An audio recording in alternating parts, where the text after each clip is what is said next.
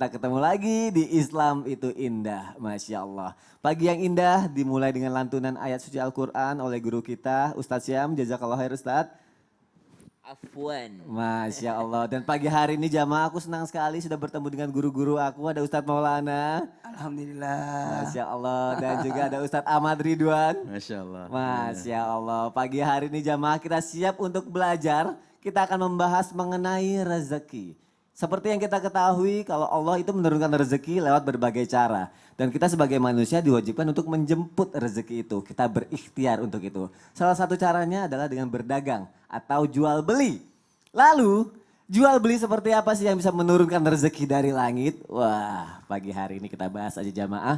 Tema kita adalah jual beli yang menurunkan rezeki dari langit. Masya Allah. Langsung aja untuk yang pertama aku mau nanya sama guru aku. Masya Allah nih multi talenta banget nih. Guru aku iya, guru silat iya, dagang lobster juga iya. Masya Allah. Pas banget. Untuk yang pertama aku mau nanya nih. Jual beli ya? Jual beli. Kan Ustadz kayaknya Masya Allah udah cukup paham dengan ini ya. Insya Allah. Nah aku mau nanya nih Ustadz Ahmad Ridwan. Aku pernah dengar katanya 9 dari 10 pintu rezeki yang 9-nya itu adalah berdagang. Nah satunya itu dihuni atau diambil alih oleh profesi yang lain. Benar seperti itu nggak Ustadz Ahmad Ridwan? Aku mohon penjelasannya Ustadz. Baik, mohon izin kepada Gurunda, Ustadz Maulana, Ustadz Syam. Makasih Bang Soni, bismillahirrahmanirrahim. Assalamualaikum warahmatullahi wabarakatuh. Waalaikumsalam warahmatullahi wabarakatuh. Izin berdiri menyampaikannya bahwa apa yang disampaikan oleh Bang Soni tadi bahwa 9 dari 10 pintu rizki adalah merupakan perdagangan, maka kita luruskan dulu. Kalau dari sisi riwayat ini adalah diriwayatkan oleh Nu'aim bin Abdurrahman Al-Azdi. Nu'aim bin Abdurrahman Al-Azdi, dia dapat riwayat ini dari 2 jalur lah kira-kira. Atau jalur ini diriwayatkan oleh 2 orang. Tepatnya begitu. Yang pertama adalah yang meriwayatkan Musaddad bin Musarhad. Yang kedua adalah Abu Ubaid. Nah keduanya meriwayatkan dari Daud bin Abi Hind. Kalau lihat riwayatnya begitu.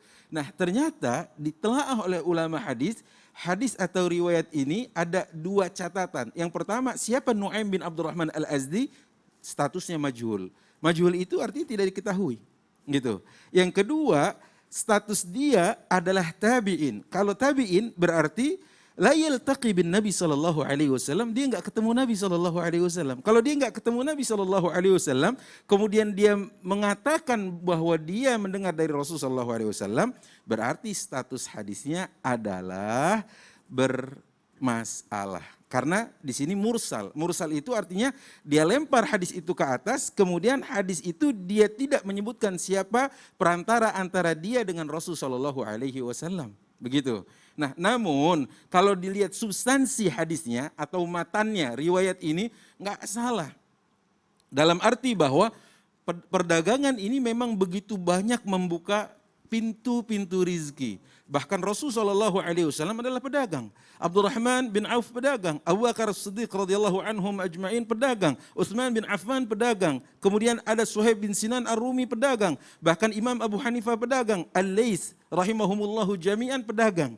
Nah, tetapi kalau melihat apa yang dikatakan oleh para ulama di dalam komentar tentang riwayat-riwayat ini, boleh jadi ini ungkapan dari Nu'aim bin Abdurrahman Al-Azdi. Karena dia mengalami betul ya kondisi di mana 9 dari 10 pintu-pintu rizki yang Allah sediakan ternyata didapat dari perdagangan. Dan beliau memberi catatan 10%-nya, berarti kan tadi 90%. Ya. Ya, 10%-nya adalah as-saimah, yakni al-ghanam. Apa itu? Dari ternak, gembala, domba.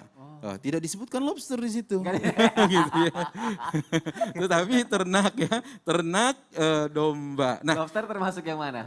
mungkin yang pertama. Berdagang tadi, ya? Yang berdagang. Ya. Nah karenanya kalau kita lihat riwayat ini sebenarnya kita lebih fair mengatakan bahwa itu adalah riwayat dari Nu'aim saja.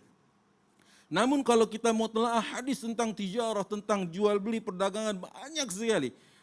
Yang pertama adalah apa yang dikatakan Rifa'ah bin Rafi tatkala Rasul sallallahu alaihi wasallam ditanya, suila Rasul sallallahu alaihi wasallam ayyul kasbil atyab? Kira-kira apa ya Rasulullah? penghasilan terbaik yang didapat oleh seorang, Rasulullah SAW menjawab, amalur rajul biyadihi wa kullu bai'in mabrur. Yang pertama adalah setiap sesuatu yang dikerjakan oleh seorang dengan tangannya. Berarti berkebun, bertani, ya kan, beternak dan sebagainya itu. Dan yang kedua adalah wa kullu bai'in mabrur, dan setiap jual beli yang mabrur. Dan ingat, kalimat mabrur, wallahu alam, kalau saya salah boleh diluruskan, hanya disebutkan dalam 2 kesempatan.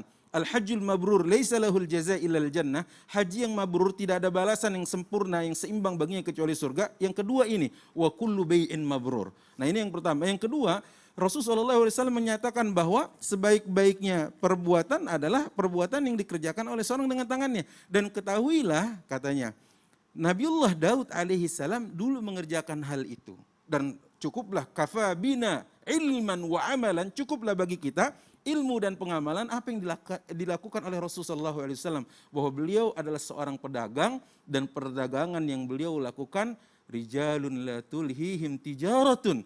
Yang dikatakan Allah, seperti yang dibacakan oleh gurunda kita Ustaz Syam, adalah sejumlah lelaki yang tidak dilalaikan dengan perniagaannya. Masya Allah, berarti 90% berdagang, 10% berternak. Tapi kalau beternak itu kan lama akhirnya dijual juga, akhirnya dagang juga jadi Iya, ya. dagang juga. Makanya 90% lebih banyak itu berdagang Pasti. gitu ya. Nah, itu dia. Tapi berternak itu butuh kesabaran. Butuh Pastinya, kesabaran ya. pastinya, Oh, pastinya. sabar itu. Kalau nggak sabar, waduh. Kalau udah sabar ada Ada hasilnya. sabar, ada tawakal. Kalau mati, Oh iya juga. Itu dia. Kalau hidup dijual lagi, berdagang lagi kita. Masya Allah. Jazakallah khair, Ustaz Ahmad Ridwan. Masya Allah, kita belajar pagi hari ini jamaah supaya perdagangan kita ini bisa mendapat rezeki dari Allah yang benar-benar berkah ya. Dan biasanya kalau kita berdagang kan pasti ada tawar-menawarnya juga nih antara penjual sama pembeli. Kira-kira pemirsa atau jamaah yang ada di rumah termasuk menawarnya seperti apa? Ini ada tayangan dulu nih yang mau aku kasih lihat untuk jamaah yang ada di